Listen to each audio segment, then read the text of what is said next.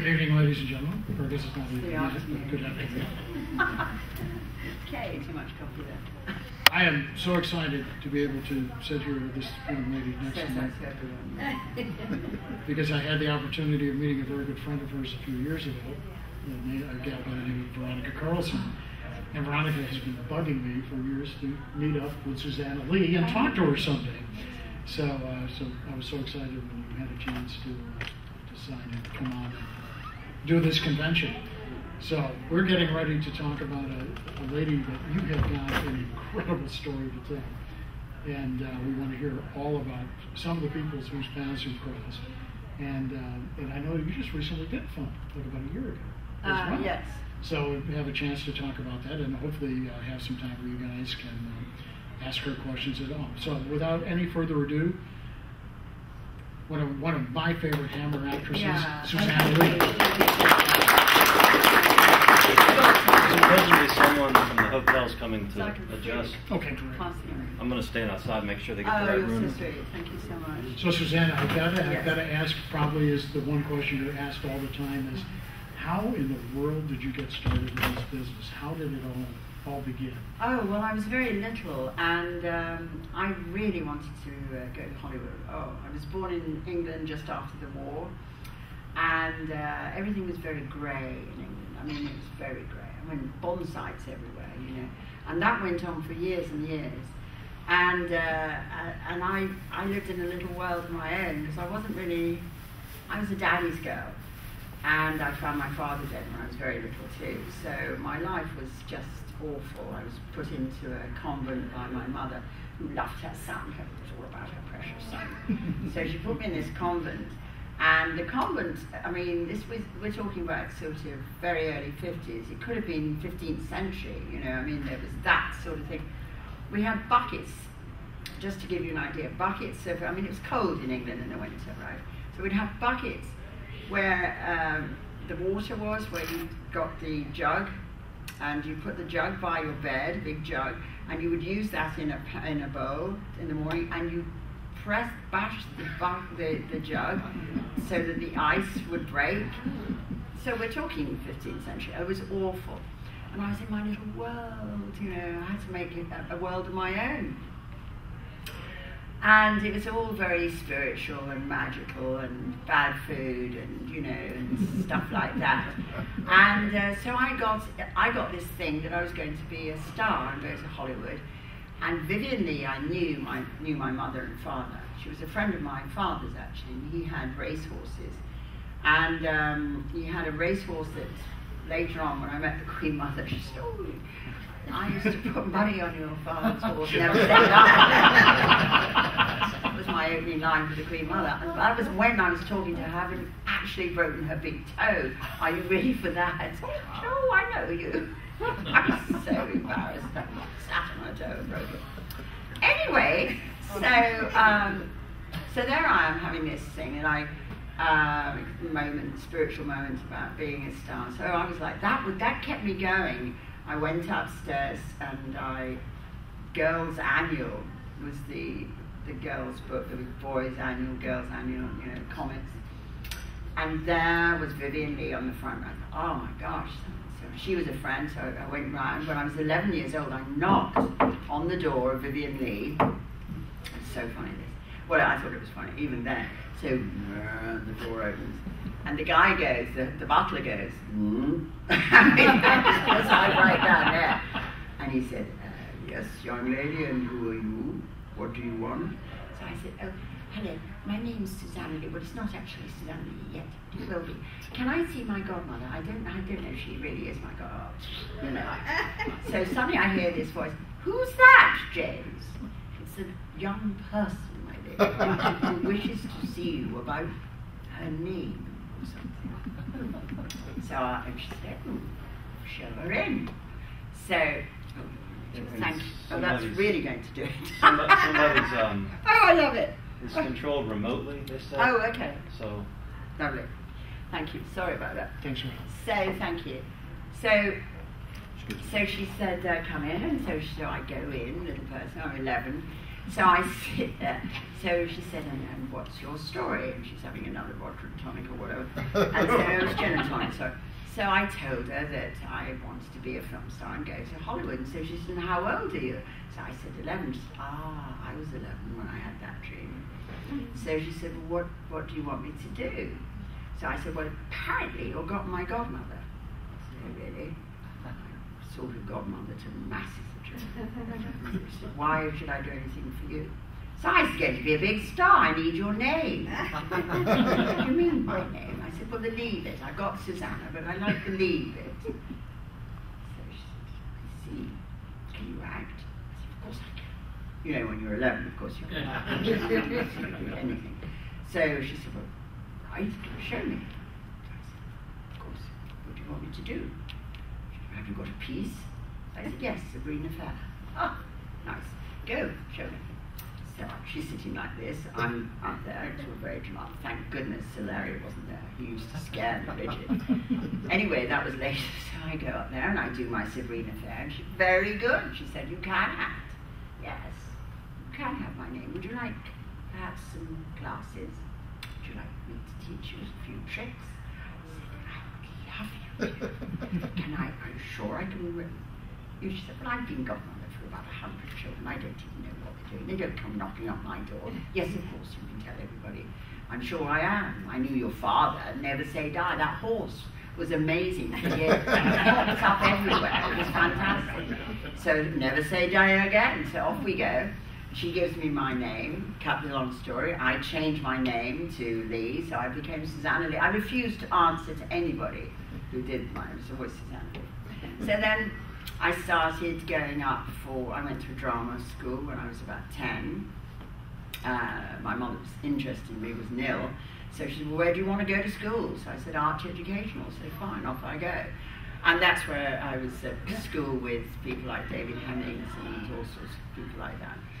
So I went to school there, and then when I was 12 and a half, I had, through Vivian, and Never Say Die Again, I met who became my drama coach forever, Helen Goss. And Helen Goss introduced me to her husband, and now I'm 12 and a half, nearly 13, or maybe 13, and then Roy became my agent. Oh, thank you, Angel. Thank you so much. So he became my agent, and he was a fantastic agent, and he got me all sorts of wonderful things. And he has talent. Yes. That's so wonderful. Thank you, my love, so much. Even got to leave. I know. This is the real thing. Oh my gosh, this is the real deal. Thank you. Thank you so much, Tom. So Roy gets me. I did lots of little bits, like in Tom Thumb and stuff like that. And then one day, so now I'm like 15, that's right. But of course I didn't look 15. In the 60s you didn't. You could put a bit of makeup on. You really didn't look 15. You could jump quite well from like 13 to be a small person, as it were. As long as you were tallish, you could jump quite well. Natalie Wood and I used to talk about this at length years later, because not everybody could do that jump, but you could if you thought about it, So I did a film. I had my first film where I was, it was called Time to Kill, and it was with some interesting actors of the time. And it was about a bomb, unexploded bomb in England. There were lots of unexploded bombs, so it was, a typical story. And they brought a guy over from Australia who was the boy, and I was the factory owner's daughter. So I was quite young in the movie, so I was about 16 in the movie, so that was cool. Got that. And then Roy said to me, took me out for lunch, and he said, well, now you're looking about 16 or so. I'm going to put you up for a few things where you're sort of 17, 18. We can do that jump. Oh, great. So he said, well, can you speak French? So I said, French? Well, I can order. Order? Well, you mean in a restaurant? I said, yes, of course. I said, je parle français, hein? And, Fragua and, oh yes, very good. So he goes along and he manages to convince this director, or no, producer, Danny Angel, he talked him into seeing me for the lead in a television series called Toisy 12 in France, about this young girl who travels around France, luckily enough eating and drinking, which was really extremely good, because at least I could order in the restaurants in France. What a perfect part for me, you know. And so then I go and see the producer, Danny Angel, and so he didn't speak any French, so that was really quite easy, you know. And so then I had to meet the director, and our director he didn't speak any English, but he had actually convinced them that he spoke very good English. So we got this lovely, so we luckily meet before the director and I in the sort of ante-room. So I said, Maurice Regame, je suis Suzanna Leigh. So he said, ah oui. So I said, vous parlez anglais? No. No? Oh, I thought you did. I said, no. Nécessaire? I said, absolutely necessaire, yeah. But je parle not too good on the French, you know. He went, ah, we do a deal? Yes, let's do a deal, I said. So we had this little deal. We sat next to each other, and Danny was behind the desk. So when he was asked a question which needed a yes, you know, I didn't do it quite as loudly. It's a little tap on his foot. 1 for yes, 2 for no. And if it was a tricky question, I would say, oh, we talked about that earlier. But it worked. So you'd ask him, you know, you two spent time together in the other room, getting on, talking, you know, it's a long time. You're going to be in France about 8 months. 1 quick tap. Oh, well, yes. So I'd say, yes, we got on very well. It was very interesting. Yes. So he said, yes, very interesting. Fine. So then he said, so there won't be any problem with the, you know, the dialogue, because you're going to do it in French and English, Suzanna. So, and he looked at the director, Maurice, and he said, so she convinced you her French is good. I mean, she's doing it in French and English, and it's a 3 thing. I'm Canadian. What language is Canadian? I mean, really. Well, there you go. So, right, but I mean, we are talking. A lot of A's. Yeah, but I'm going to be doing it in 2. I said, Danny. I'm not doing Canadian. I'm doing it in English and French, because my French is pretty good, passable. 1 quick tap. Oh yes, yes, oh yes. So then he looked at Maurice and he said, so you're very happy with the fact that she will do the whole show, which is 13 episodes in French, and I do a very strong yes. And he goes, absolument, yes, yes. So I said, well, that says it straight from the man. How do you feel about that, Danny? And he said, well, I feel quite good about that, because, you know, obviously you're happy. I said, oh, absolutely, I'm very happy with this. I'm thinking, I'm sure I've got more to do than just keep ordering, you know. But anyway, I lived in France on and off for 2 years and did the episode. It did well in France. They actually still show it in France. It's one of those, they're very loyal in France. If they like, they still bring it out, you know. People come up to me sometimes and say, ah, Toisy 12. And they're doing it at the moment, they're doing a second Toisy 12, but it's called something else, with a German girl going around Germany. So, there you go. And from that, of course, I got other things. Yes, sorry. It's a bit of a long one, that one. I haven't actually said that before. So did that open the door up for you to come to the United States? I mean, the States, it's late, but you know. Still a ways down the road. I'm afraid, quickly, yeah. So what happened was I went up for any part. From that moment on, though, I never actually, I don't think I ever didn't get a part that I went for. I didn't go for long up for parts. Then I would get a phone call from the producer to say, shall we meet? I'd love you to make this film. Because once you've got your own television series, you know, and of course it was heavily publicized in England that it was supposed to open pay television, this series, This is called pay seller. We call it well, Pay-per-view. Cable or something today, but it was yeah. So this was supposed to open that with a little box on the television and all that nonsense, right? So it was very heavily publicised. So of course, if you're doing your own television series, you don't really need to, you know, they can see you on the paper. They know you can act in a few languages, perhaps, which was such a struggle. Oh my gosh! I mean, it was a struggle, but obviously it did quite well, and we did another episode. Another series. We did 2 series of that, and then I did other films, and then I was in France doing this series when I read that Hal Wallace. My dream, of course, was fell in love with Elvis. A lot of English girls did, and so he became part of my dream. That I was going to sign with Paramount because Elvis was under contract to Paramount and Hal Wallace. And guess what? There's Hal Wallace all over the newspapers in France saying that he was about to sign, his contract with Shirley MacLaine had come to an end, or was about to. So he'd been looking for a new star to take over from Shirley. So he had found an English girl who was tipped, didn't like this word, tipped to sign in London, and her name was Samantha Edgar, who has never really spoken to me since. Anyway, nods at me occasionally. Anyway, yeah, but you know, I mean, so Samantha is tipped to do this. So I do this number. Oh, so me, but you know. So he's supposed to do this signing the next day.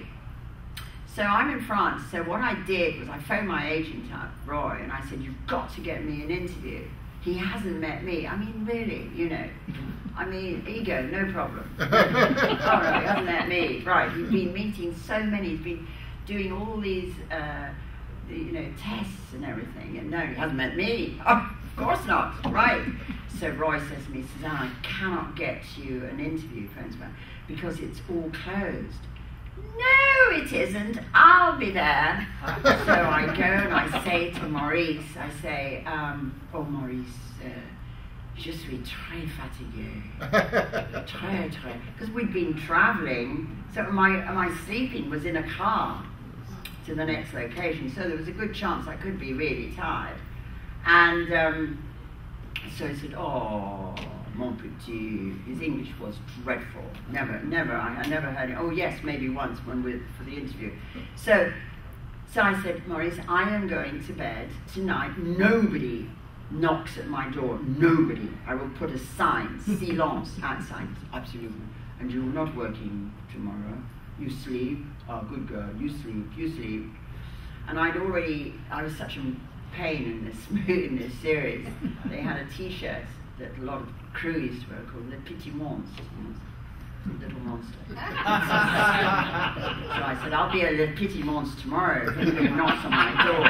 He said, absolutely nobody knock on your door. So fine. So I locked the inside of the door. I had my MG car outside.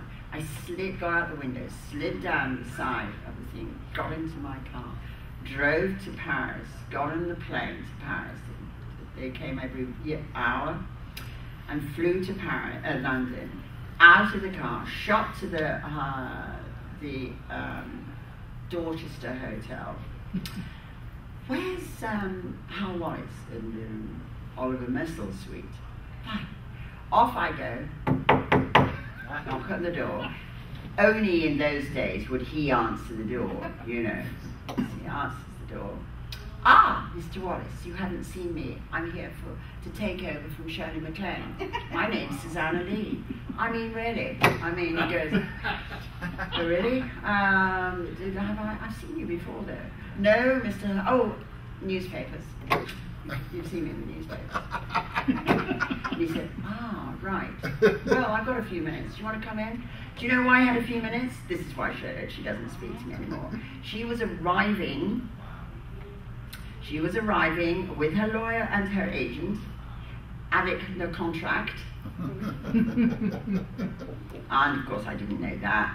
But anyway, so he says, come in, come in. So I sit down, and he sits over here. So I tell him the story of Bo, you know, while I'm there, and how I'm going to be so amazing, and how I love to go to sign with Paramount, and Hal Wallace is my favourite producer. And Paramount, the whole thing, it's been all my life. He says, stop. Just stay still for a minute. I've got to look at you. So I stay very, and he told me later why he did this. So I stayed very still, which was very difficult. I stayed very still. Well, I was very pretty in those days, but I mean, I was absolutely still. And I thought, well, my legs are right, because my legs, and yes, it was a good point, you know, it was all that going on. And he said, yeah, I'll sign you. I'll sign you. Because he had this thing, he told me later, that he could look at people, and he knew, it was called star thing, he had a star thing he had. And he could look at someone, and he could see it. And he said it didn't matter. He could either look at other people and didn't see a thing. He said, I can look on a movie, see a movie thing, and I'm drawn immediately. He said, everybody's drawn to certain people when you watch a show or a thing. You're drawn naturally. So we've all got it. But he said, I've got it better than anyone else. I can just see immediately. It's like, boom, I can see it. And he said, you know, I've done 10,000,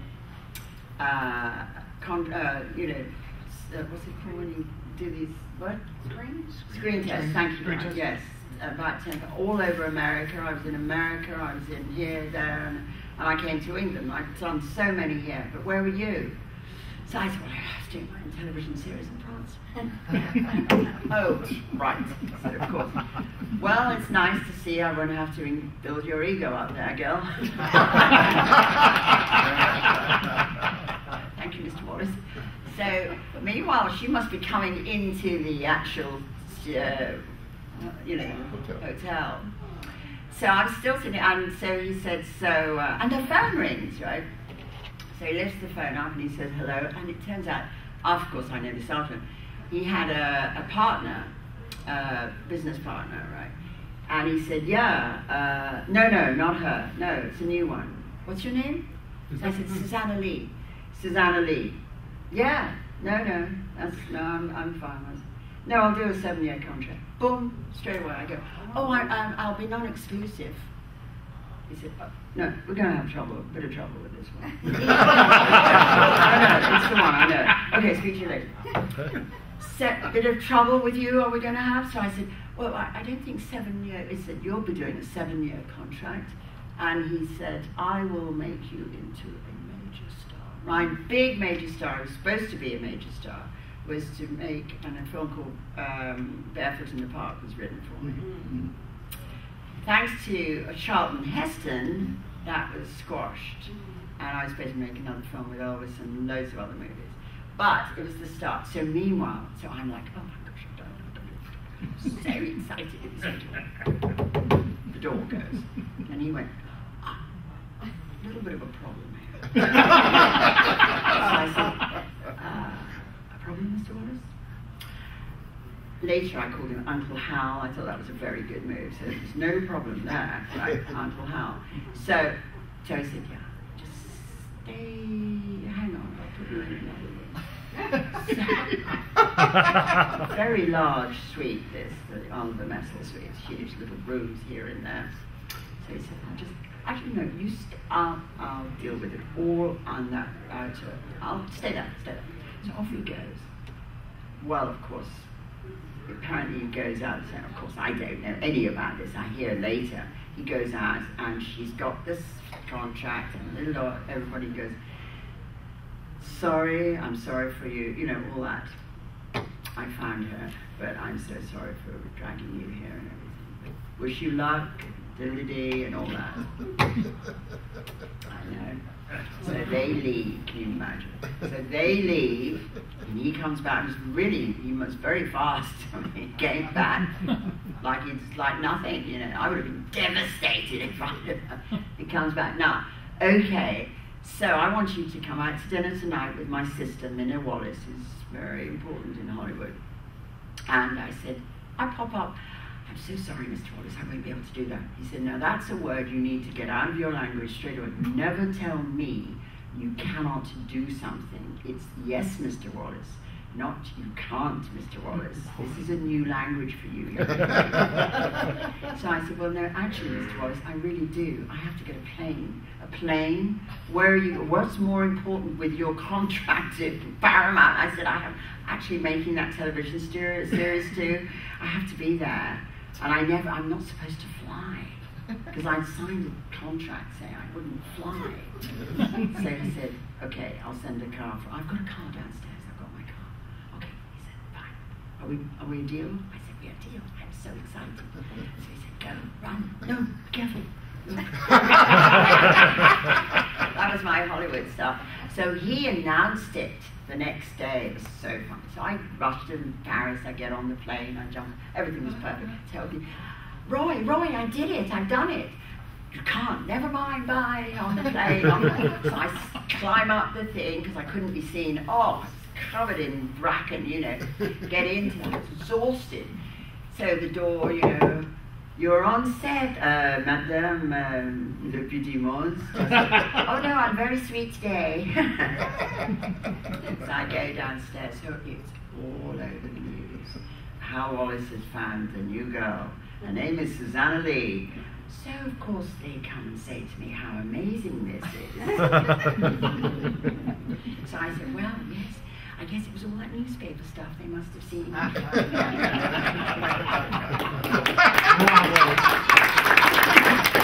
know, it's like you have to knock on a few doors, don't you? Or tap a few toes. Or tap a few toes, yes. So you do Paradise? So my first film for Hal Wallace was, I only did 2 in the end, which was devastating, was Boeing with Tony Curtis. Boeing, Tony Curtis, and the incredible Thelma Ritter. What an actress. Oh my gosh. And then I became, of course, I was a Paramount girl then, which was so exciting, living in Paramount Studios, being told all the magic, what you do outside there is protected in here. Oh, it's an amazing world. So apparently I was the last to actually sign that sort of contract. You know, they'd all been rearing up saying, no, I hate being told what to do. I loved it. I had 7 people around me all day saying, can we get you to anything? Can you do anything? I had a little vanny, pretty little thing with pink rose, everything on top, and massive dressing room on the set, and then another big dressing room, much bigger than this, with roses and things and flowers every day and perfume up to here. And I'm going, no, I love being a contract star, actually. You know, and Steve McQueen popping in, anything I can do, baby, here, and saying, yes, this is fun, I'm going. And you're telling me, other people have said to me, you know, oh, there's star, what's her name? She was Marilyn Monroe's guru type woman. She did all her, she worked with her on movies as not Stansberg, Strasberg. Oh, Strasberg. Leigh Strasberg. Leigh Strasberg's sister or wife. Oh, okay. Little strange. So she comes and knocks on my door, my dressing room on the set, because she wanted to work with me, because I was the new girl in town. Oh, I had big, massive placards everywhere in Paramount. And I was every day, I did something, just walk out the door, it was hi everyone, and things like that. So I was big news in Hollywood. And taking over from Shirley MacLaine, or, you know, all that stuff. So she knocks on the door to tell me the story of how she worked with Marilyn, and now she'd like to work with me. And of course I had Helen Goss, I took her with me, which Hal thought was a little eccentric. He said, you're actually bringing your own, you want to bring your own coach? We are full of coaches here in Hollywood, you know. We don't need to bring a coach here. So I said, no, but, you know, she's a really good coach. He said, oh, all right. So he brought her over and paid her money every week and put her up in a nice place in the Chateau Marmont. It's called Hotel California, when they redid the song about it. And which was great fun, staying there, read my book, you know, it was great fun. Hotel California, it's all happening in that place. And but meanwhile, so she knocks on my door, and she comes in, and so I said, well, you know, what can you offer me that's Helen comes. She said, well, I will make everything different for you. When you're on the set, you will be much calmer because you will be seeing these people differently. Well, so I'm thinking, oh, there was Tony Curtis and Jerry Lewis, and those were my main people I was working with.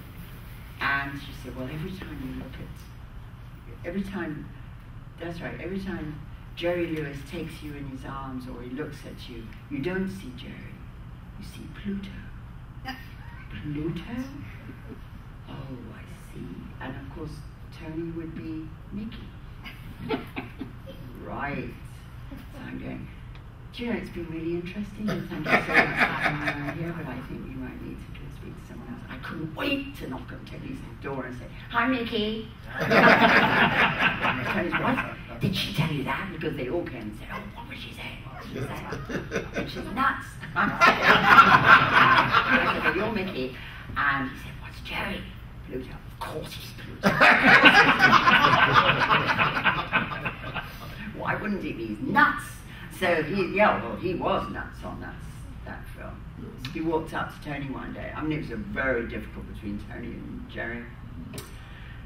So Tony's all dressed up, looking terribly dapper, because he was going through his dapper phase. Lovely guy. And Tony and I got on for years and years, well, forever. Anyway, many marriages, and I managed to get him many houses, 4 houses in London, because he came over to London many times, and he always bought a house. Love London, love London.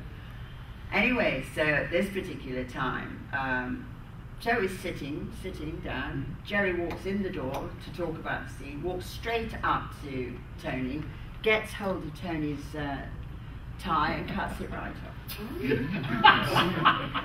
This was not any tie, because Tony was in his dapper thing, one of those really smart ones from London that he was puffing on. It's very from London, everything was from London. Oh my gosh, this was nothing. This was the daily routine with Jerry. Very difficult. So I did learn very quickly that I'd have a problem with this guy for close-ups because, as Hal Wallace very kindly said, I had that thing that the camera liked. So Jerry knew this too by then. And Jerry was going to mess up my close-ups. And I was only 19, remember, and this was Hollywood, and I was, new girl in town, so it was very tricky for me to do this. But, so I'm thinking, this is not working, I'm not going to go. So what happens with a scene, I'm sure you know this, with a scene, they shoot the scene, then they do the close-ups, and whoever is good on the close-ups will get more of the close-ups, obviously. So, so here I am with Jerry, and I did a lot of work with Jerry in this picture. And so I'm thinking, this is definitely not. I'm not going to win those close-ups, and I need them for my funny lines and things like that.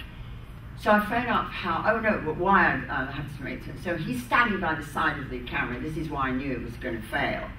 And so you're supposed to look at the actor, like I look at Nick now. And so instead of looking and nodding and being sweet like that, he's going dig dig dig dig dig dig dig dig, funny faces, dig dig dig.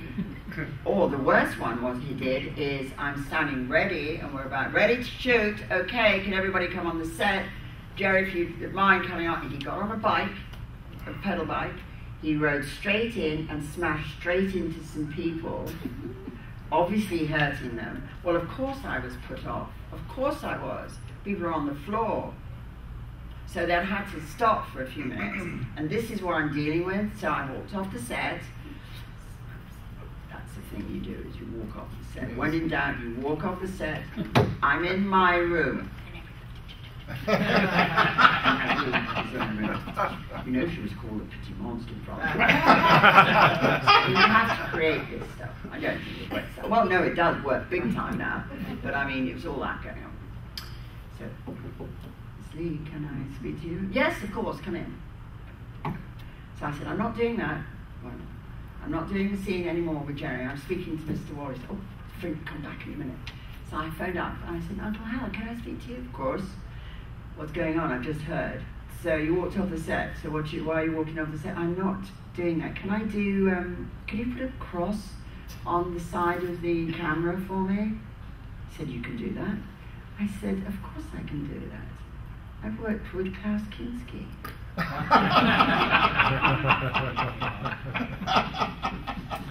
Exactly, you work with Klaus Kinski too. No. I've read. Right, so I can do that. I can do that easily. I can do it with a cross on the side.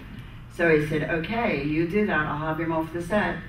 So I go down, I said, I'm coming back on the set. Oh, he's been escorted off the right, back, cross, thank you. Let's go. And I did the rest, most of the movie, looking that I had to look aside at the cross. No, Jerry. He was furious, but he's nothing he could do.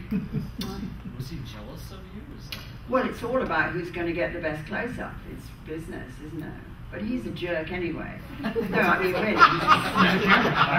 Not just that. I mean, he is a jerk. Yes. You know, funny enough, Jodie Collins is a good friend of mine. I was lived in Memphis for 7 years. So I was in Memphis, and Joan was doing a show there with Linda Evans called Legends. So I saw Jodie nearly every night. And so one night, I went to the theatre, and I was going out to dinner with them afterwards. So she said, darling, come over here. I want you to meet a friend of mine. Gary, this is Suzanna Leigh. Suzanna made a film with your father. So this guy, Gary Lewis, nice guy, he gets my hand and he said, I am so sorry.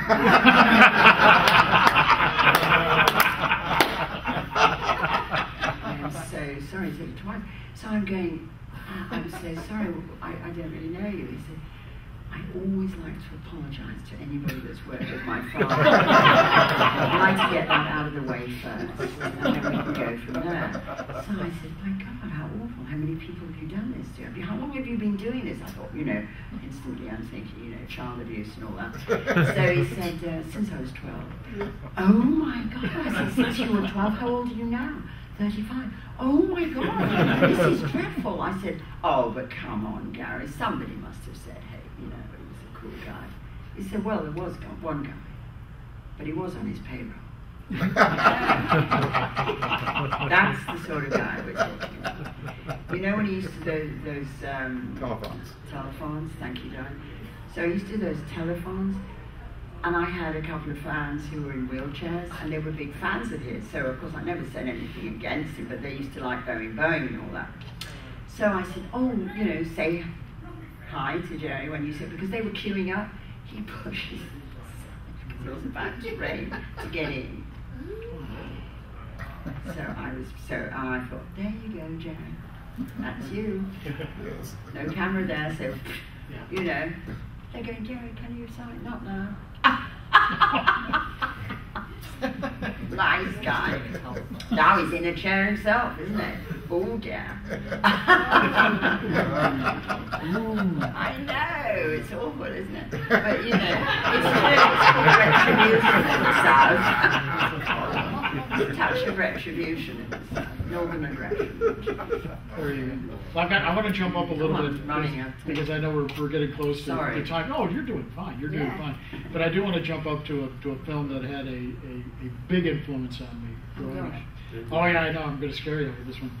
But I think it's the first film you did with Freddie Francis. Oh, The Deadly Bees. We've got to talk about The Deadly Bees. How did that come about? And that sort of opened up a nice relationship with Freddie Francis. You did. Oh, I love Freddie. Well, no, I didn't really, but whatever. But I know that I loved Freddie and his wife. In fact, they called their baby Suzanna after me, which was very sweet. Yeah. Anyway, so we do. So I'm off at The Deadly Bees because at the time it was a Paramount movie, and I was under contract to Paramount.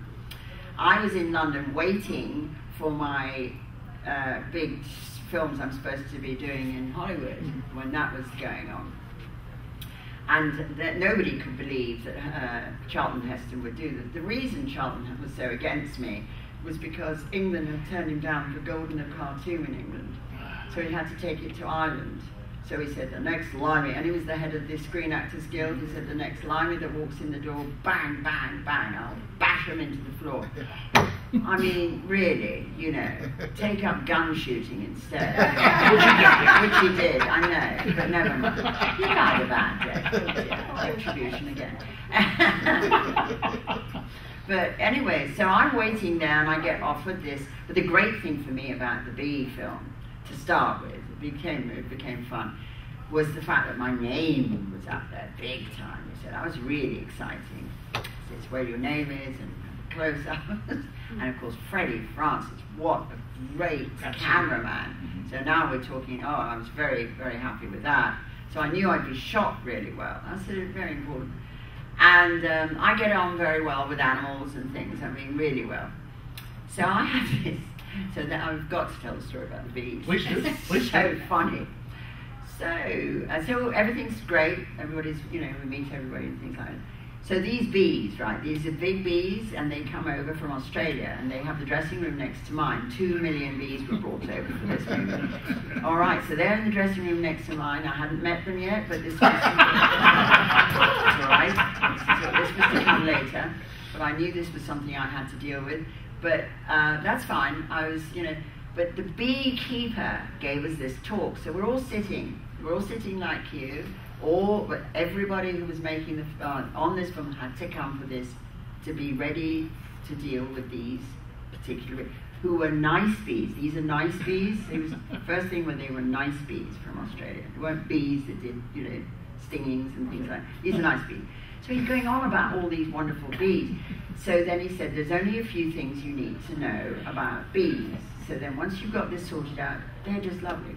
He said, never ever put smoke near them. They don't like smoke. They don't like fire, and of course, do not hit them. So my hand goes up, of course. I said, excuse me, have you actually read the script? That's all I do. There's nothing but smoke, fire, and I beat them with very little clothes on. And I'm thinking, he said, no, I haven't read the script yet. I said, oh, well, that was it. All the crew went running out. They were in protective clothes. They were like, it was unbelievable. The cameraman could hardly get it. He squeezed his fingers around, you know. The camera operator was, and everybody, the clapperboard was unbelievable. And I'm in this little slip. So, but meanwhile, I thought, well, I better go and talk to those bees. So I go in and meet the bees.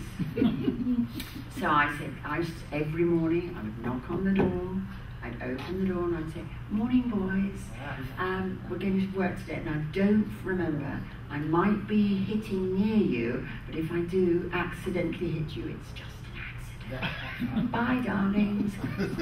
Everybody thought I was nuts. Until 3 weeks later, when everybody but me had been stung. Everybody got stung. It was so funny. So you'd hit action, and then suddenly you went, ow! Cut! I've told you, if anybody gets stung, they keep their damn mouths shut. We're shooting. Unbelievable how many people had these big sting marks, you know, all over. Yeah. And then we had the fire. You have to set a towel on fire and smoke so it. then, when I was in Hollywood, I could have been killed on that film. So we get the fire situation, the big fire. Has anybody seen The Deadly Bees? I mean, yes. Okay, so you remember that scene where it all goes up, you know? Well, it wasn't supposed to all go up quite like that. No, we've got these clever dicks called, I'm in charge of fire. I'm doing this 8 million years. I've been doing this forever. I know how to do this, Miss Leigh. So I said, no, I need an escape route. This is not that Hollywood stuff. We don't do escape routes. I've been doing this, you know, all that. So I said, no, I really do need an escape route. Because I know a bit about fire, and in Hollywood everybody tells you certain things you have to do. I will not be doing that scene without an escape route. I don't normally say things like this, but I need one. I also knew that Burt Lancaster told me all this. He was the one that saved my life there, and I told him that.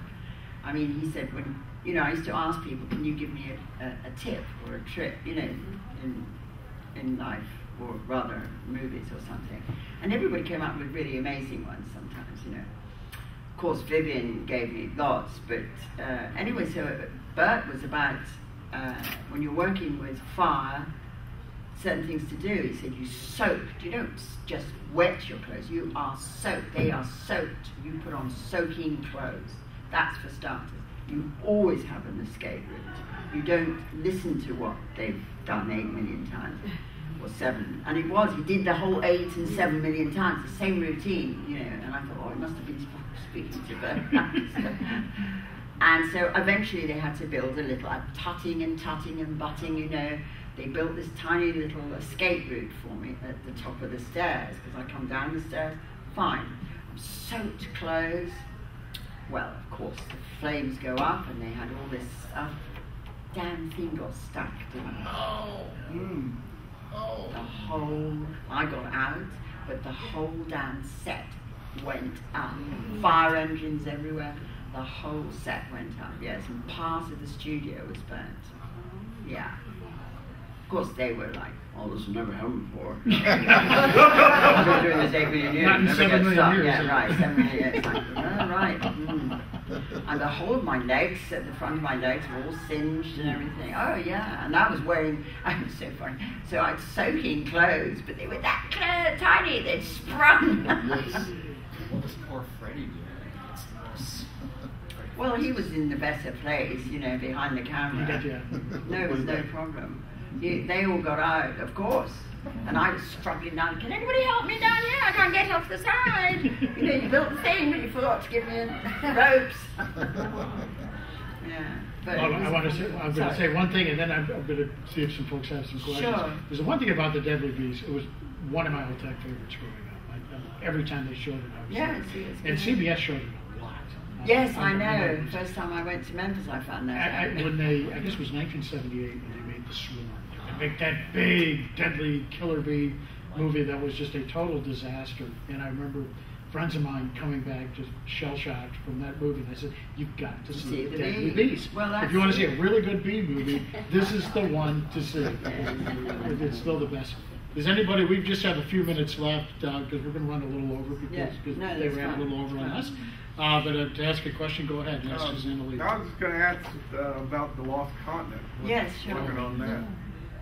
I like the Lost Continent, actually, and that was another, to get me involved with the Lost Continent, they gave me a little carrot. The carrot was that I could design my own clothes, and of course, if you've ever seen it, that was a little bit tricky, some of those clothes. Great for traveling on ships, bizarre ships, you know. But, yeah, it was, I had without realizing it, you know, you think you're getting on with someone, and they don't get on with them, and you didn't even know. Hildegard Neff, I thought we got on very well. I was totally oblivious to the fact we obviously didn't get on very well. Because when she slapped me in the, you know, there are slaps and slaps, you know. Yes. The slap that I got from her sent me across the side of the stage. It was still on my face. And we had to come back later for that. I'm like, what did I do? What did I do? Yeah. Yeah. Method.